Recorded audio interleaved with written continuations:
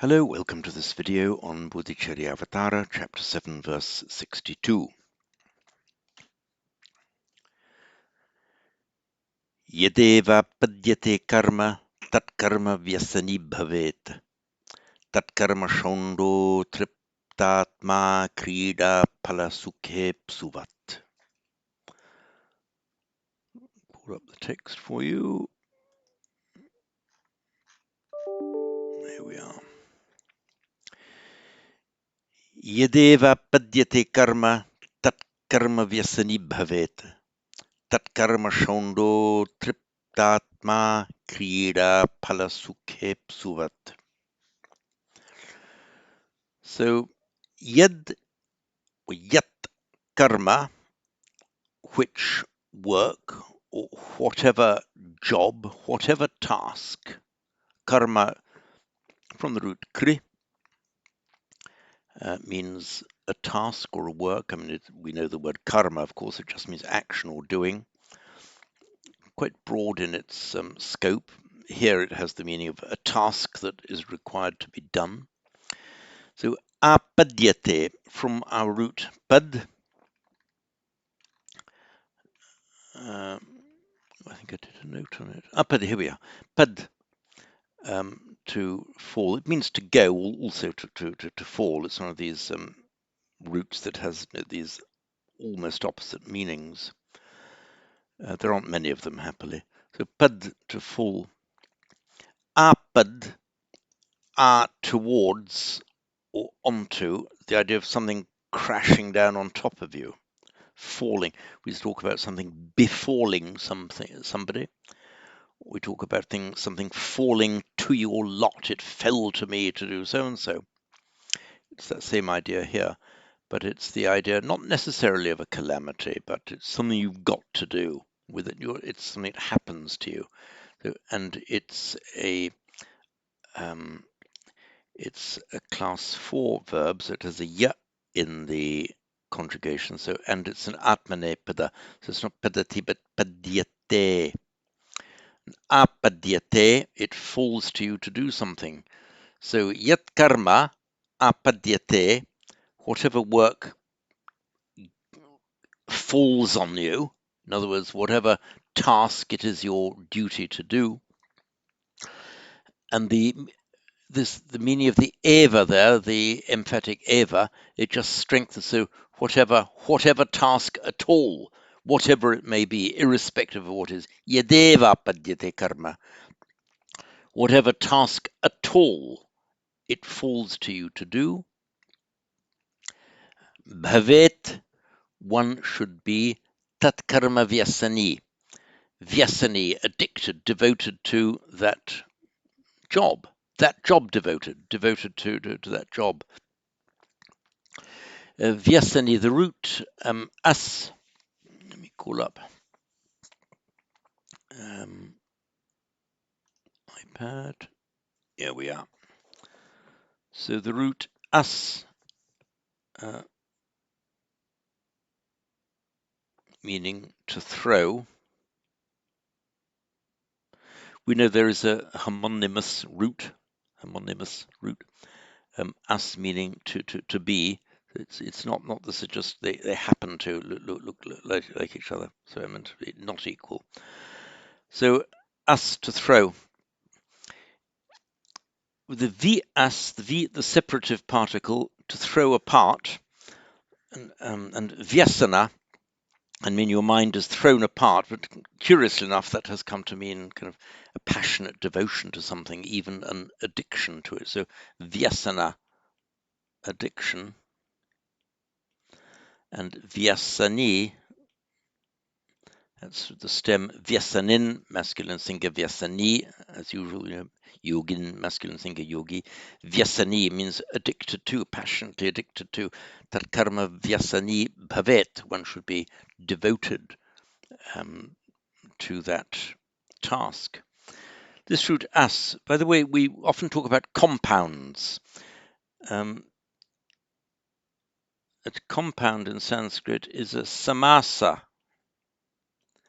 That is the sum plus From the root as, it makes the verbal noun asa, literally a throwing together. You throw words together to create a compound, so samasa. Back to the text. Tatkarma shonda. So you've got tatkarma vyasani. So bhavet, one should be tatkarma vyasani, that work devoted, in other words, devoted to that work. Tatkarma shonda. Shonda, it's a slightly odd word. It's probably not an original Indo-European word. It looks as if it just has the feeling of being a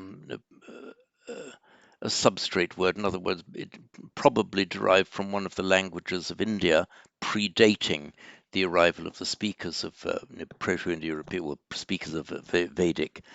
And it's got an odd extension. So the shunda is an elephant's trunk, and then a spiritus liquor, and then a prostitute. Now, how it developed, that normally when you see meanings develop by extension, you can roughly work out why. This one leaves me a little bit baffled. So, shunda, and you can make an adjective from that by vriddhi of the vowel of the primitive word. Let me just explain what I mean there. So we've got shunda. Let's take it here. One of the meanings we've just seen is spiritus, like, well, strong alcoholic drink, or fermented or distilled drink. So you can make one who is addicted to something, or just an alcoholic, for example, just by vriddhi of the vowel. So that makes it shonda. So shunda, alcohol, shonda, alcoholic, and by extension, addicted. Back to text. So one should be tatkarma vyasani, tatkarma shonda, intoxicated with that work. Atriptatma is shonda atripta. You see here becomes shondo tripta by sandhi, word ending in ah, followed by an ah in the next word. Shonda atripta by sandhi shondo tripta. Trip, the root trip means to satisfy. And past participle, regular formation, tripta. And if you're tripta atma, it means if you're satisfied in your soul, satisfied with satisfied spirit. If you are atriptatma, then you are of unsatisfied spirit. In other words, yearning for more, dissatisfied, not satisfied by what you've got, desperate to get the next fix. That's atriptatma. Why is it an atma at the end? I will explain. Back to iPad.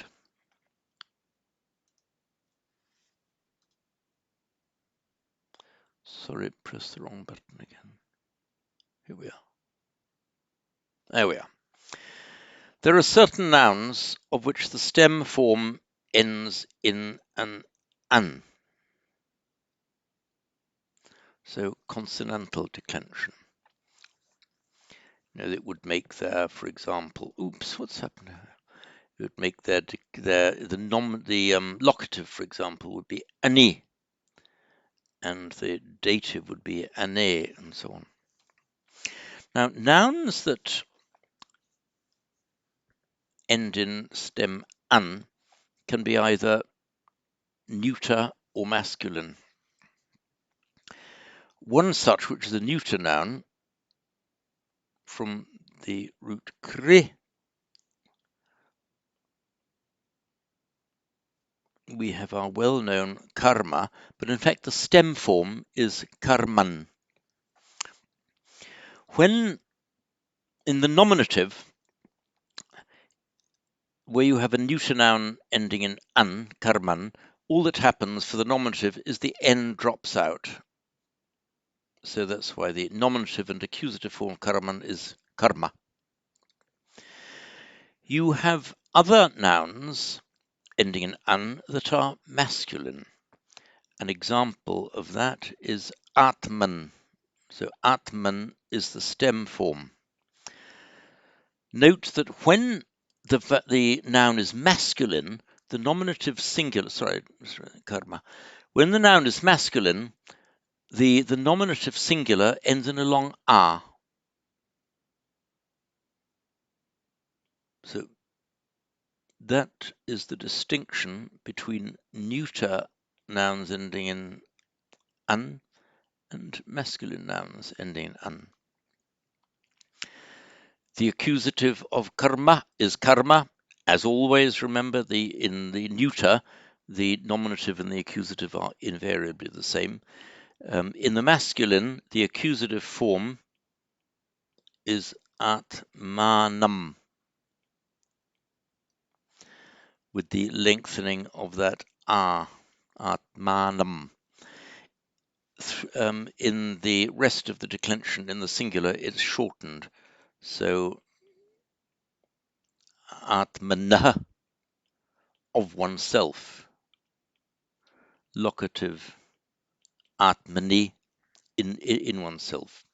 Atmane, to oneself, and so on. Now, these nouns, like almost any noun, can form the final members of compounds. So, let us say that somebody is of pure deeds, shuddha, shuddha karma. So pure deed, we'll make a compound here, a samasa, means a person whose acts, whose deeds are pure, shuddha. Now, although the noun itself, karman, stem form karman, is neuter, when it appears as the final element of a compound, it becomes an adjective, the whole thing becomes an adjective, and therefore karma, the neuter noun karma, now starts to decline as an ordinary adjective, and it follows the rules that if a nominal, that's noun or adjective, ending in an, is masculine, the nominative singular becomes a. So, pure noun, karma, short r, but when it's an adjective, or is the final member of a compound making an adjective, the masculine singular would be, shunta karma.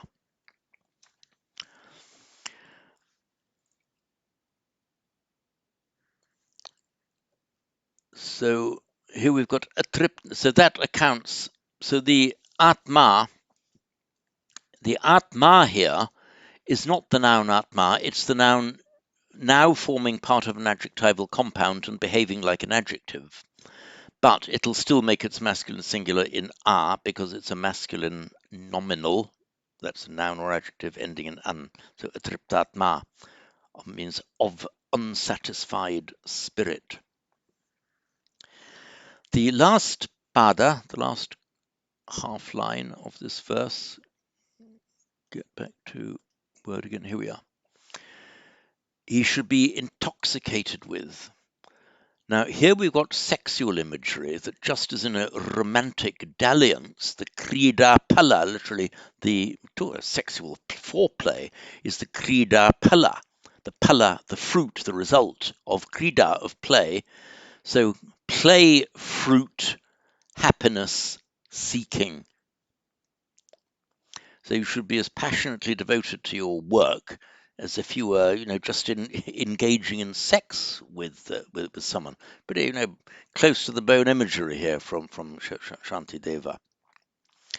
And it's several times, remember, in the Bodhicaryavatara, he's going to give them slightly sexual imagery. You should feel randy about your spiritual practice. This word rata, which usually has a sexual meaning.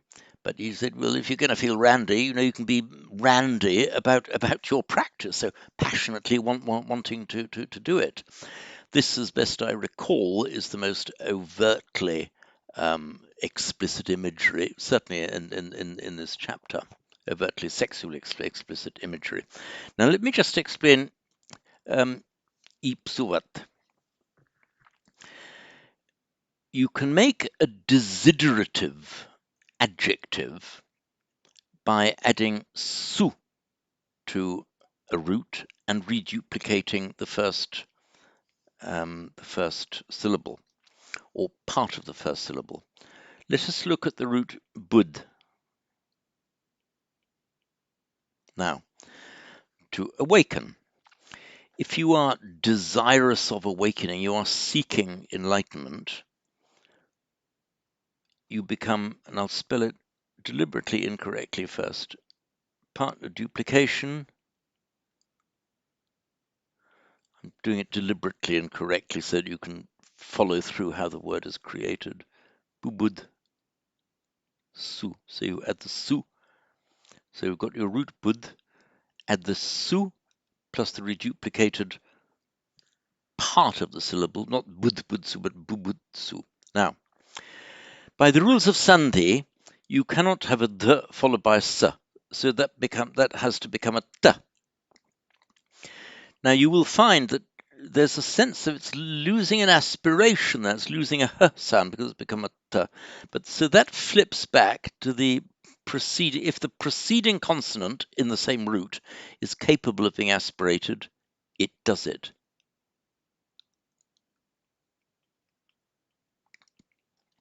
So bubutsu is desirous of attaining enlightenment. The root yud, slightly easier to deal with. Yud, which we had a verse or two ago, Duryodhana, invincible, difficult to fight. Yud is to fight. If you are eager for battle, desirous of having a fight, what happens? So just as bud su, the d became a t, so it becomes yut su. Reduplicate the first consonant and vowel, yu. Yuyutsu. Eager to fight, wanting to fight. Now, I said that when you lose the aspiration by sandhi, the becomes that there's a kind of a stray h sound going, and it can attach to the previous consonant if the previous consonant is capable of being aspirated. In bud, it is capable. B, b, b. With y, it's not capable of being aspirated. There's no aspirated y, it's just a y. So the h, the aspiration just disappears entirely. That is yuyutsu. Now, from the root up, meaning which we had to get or obtain, that behaves in a slightly irregular way. What happens is that we would expect to see something like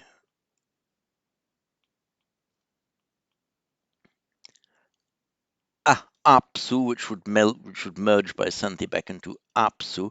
By an irregularity, it becomes ipsu.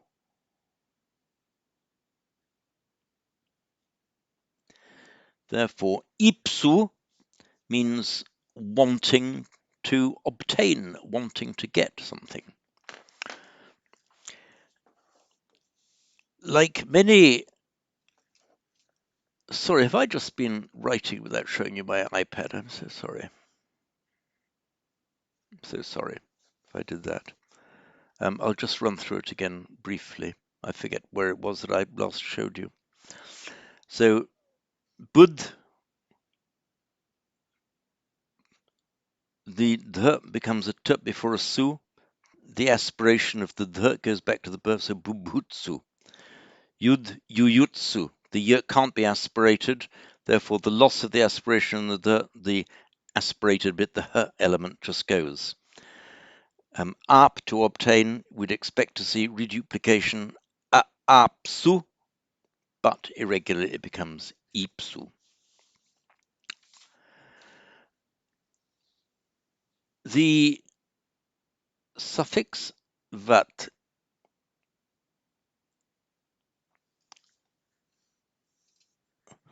Vant stem form, Vant Bhagavan, it means possessed of something. But in its neuter, its stem form, and also the neuter form, Vat, it just makes an adjective meaning like something. So, ipsu vat means like somebody desiring to get. So here, like somebody desiring to get what? Like ipsuvat, there we are like somebody desiring to get the happiness of the fruit of play. The more play, fruit, happiness, wanting to get. So just check whether there are any more notes. There we are. No. So I'll read through it again. Yadeva padyate karma, tat karma vyasani bhavet, tat karma shondo triptatma krida phala sukhe psuvat. And once more. Yadeva padyate karma, tat karma vyasani bhavet, tat karma shonda. Sorry, I'll read it with Sandy. Tat karma shondo triptatma krida phala sukhipsavet. Sukhepsuvat. Sorry, sukhepsuvat. So I mucked it up. I'll read it once more. That last line. Tat karma shondo triptatma krida phala sukhepsavat. So this is the Sandhi again. Sukha ipsavat, the a plus the e by Sandhi is a. That's why it's sukhepsuvat. And that's it for this verse.